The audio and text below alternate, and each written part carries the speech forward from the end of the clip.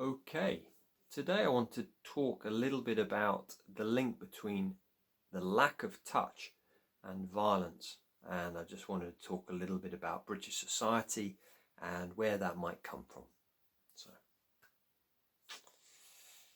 So I was in London on Monday and I interviewed Nick Duffel for our documentary called Boarding on Insanity. It's the second time we've gone down and interviewed him. We just had a few areas that were missing from the film, so we wanted to speak to him. And I was, in preparation, reading through his book, and he talks a little bit about touch and linking that into King Charles.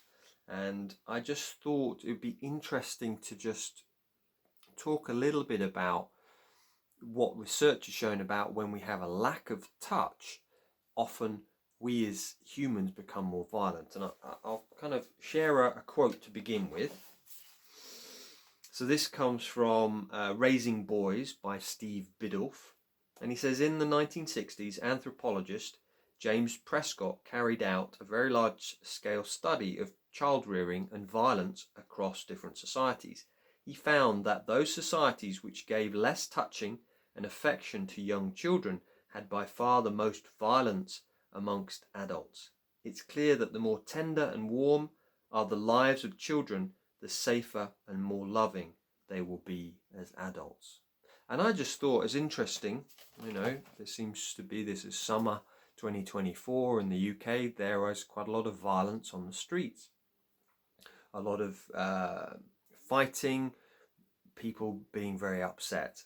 And I was just kind of connecting that in, done other videos, and I'll link that into the description about touch, but noticing a lot of our leaders, business, politics, royal family, have been to boarding schools where there was no touch. Or, and I'll share the story from Nick Duffel, he says, he's talking about Prince Charles, and he says, it's hard not to imagine that these must have been words that Charles had been longing to hear all his life. So this is when Diana's speaking to him when they first met. And basically she says to him, you need someone to look after you. And Nick goes on to say, as for being looked after, the young prince had experienced what little looking after he got from his nanny rather than his mother. Queen Elizabeth, mother and figurehead of the nation, is said to have watched without touching while Nanny bathed him. So his inner child will have made an instant attachment to a woman who seemed spontaneously to offer genuine care. Charles would have been hooked, so that's linking into Diana. But just seeing that we are a society in Britain where those in charge are saying, don't touch them. John Bowlby, Winnicott kind of showed, in the 1950s, 1960s even, it was recommended that parents didn't visit their children in hospitals, didn't even touch them. I spoke to a lady called Sarah Ockwell Smith. Can't see her book up there. And she just says, there's still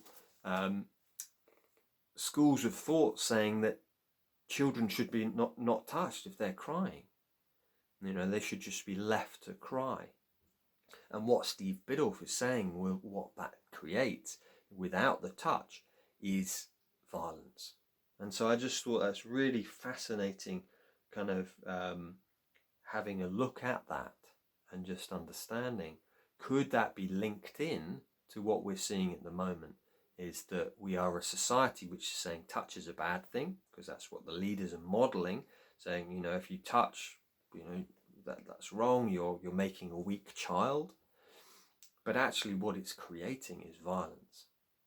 So what can we do? What can we do is we begin by loving our children. At the moment, again, what's happened with the sexual abuse which has happened in schools, and especially boarding schools, there's no touch now. Because it's not seen as okay to touch a child because of the implications of sexual abuse. So there's no touch. You know, I did some research earlier on this year, and you know, when we touch someone for 3 to 5 seconds, heart rate goes down, oxytocin goes up, which is the feel-good chemical, blood pressure decreases, you know. And so it's really important for us to have that touch, and we're not getting it. Rebecca, I think her name's Mikola, she says, human touch is key to our survival. It's in our DNA. And yet here we have our leaders who are growing up in places where there is no touch. And then, you know, so just some ideas and reflections here, you know, whether this resonates with you or not, but I just think it's worth asking these questions. We've got to change this society that, you know, can we bring touch more into our families? If you're a grandparent, can you, you know, hug your grandchildren?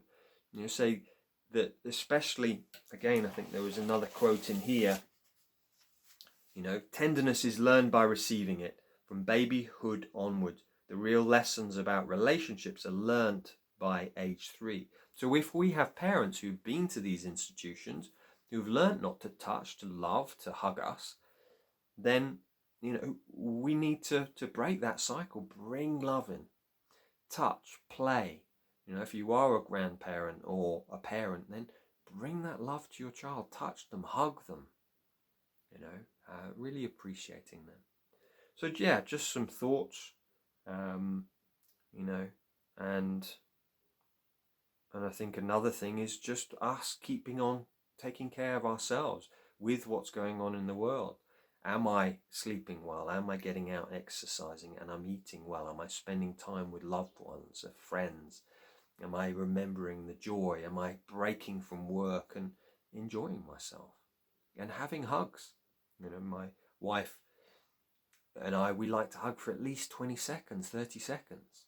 Not just a peck on the cheek or a kiss on the lips. It's more than 6 seconds. I think this is John Gottman who says this. And my wife has mentioned this. So it's like really making sure that we take care, we hug, we love, we touch. And yeah, I hope this has been helpful, and yeah, sending out well-wishing to all those who are struggling at the moment. So yeah, cool. Thank you.